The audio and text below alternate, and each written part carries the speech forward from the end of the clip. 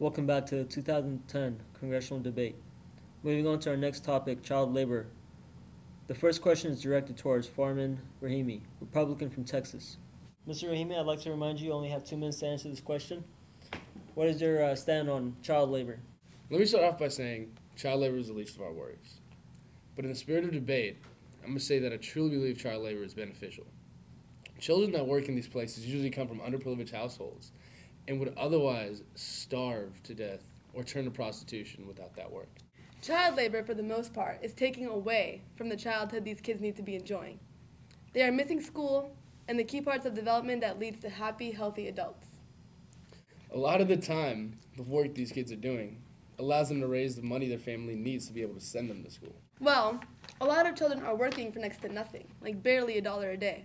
And the money that they bring isn't even enough to support their family, which I don't know what you're talking about. Nicole Canan, Democrat from California. Please elaborate on that. Well, I just have one more thing to say on this issue. Millions of children are engaged in hazardous situations and conditions, such as working in mines, working with chemicals, working with dangerous machinery, and they are everywhere but invisible. So, Mr. Rahimi, you don't know what's going on behind the scenes. Exploitation and abuse are just a few issues of child labor. How about we talk economics instead of morals? In this economy, we need consumers to have purchasing power, and child labor gives us that ability because of the way the products are manufactured. They're cheaper.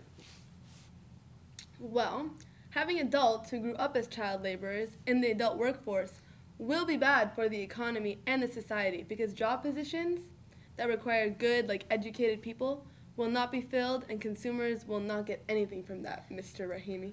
How many people could that possibly be? Well, by 2020, 730 million of new workers will have joined the adult workforce, 90% being from developing countries where child labor was. But again, back to the economy. You and the economy. Higher government tax revenues from the broader exchange of cheaper child labor goods means improvements for the consumers / taxpayers. So all your little Asian babies can finally go to school, and educated people can then join the workforce. Well, let me tell you something. Descartes said, "I think, therefore I am." I learned that in philosophy. I want to see Elias with his shirt off. All right. Welcome to part 2 of the 2010 congressional debate. I am Elias Tuma, and we have another 2 members of Congress here with us. The topic remains the same. Sandra Contreras, Republican from Alaska, where do you stand on this? We have come to find that child labor leads to the development of leadership skills in those working children that could be beneficial in their future. How could that be so? They are doing unskilled jobs. The working child has a lack of knowledge to be a good leader since they aren't learning anything about leadership.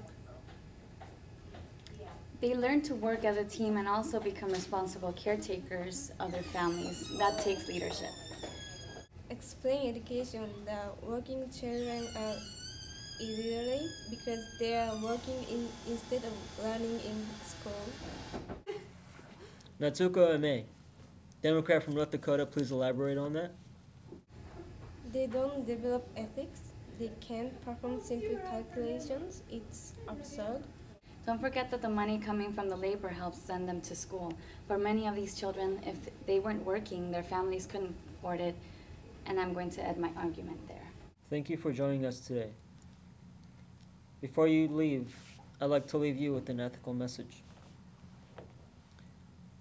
Child labor falls under the applied ethics of philosophy, which investigates the moral issues of child labor.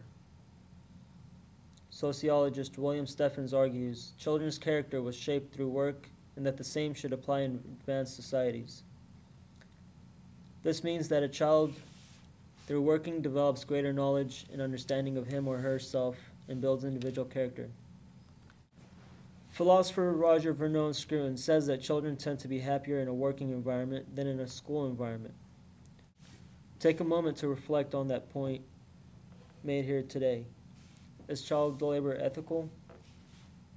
Let yourself be the judge of that. And that's the way the cookie crumbles. Nicole Canan, please elaborate on that. Democrat from California. Okay. Nicole Canan, please Democrat from Democrat. California. Please,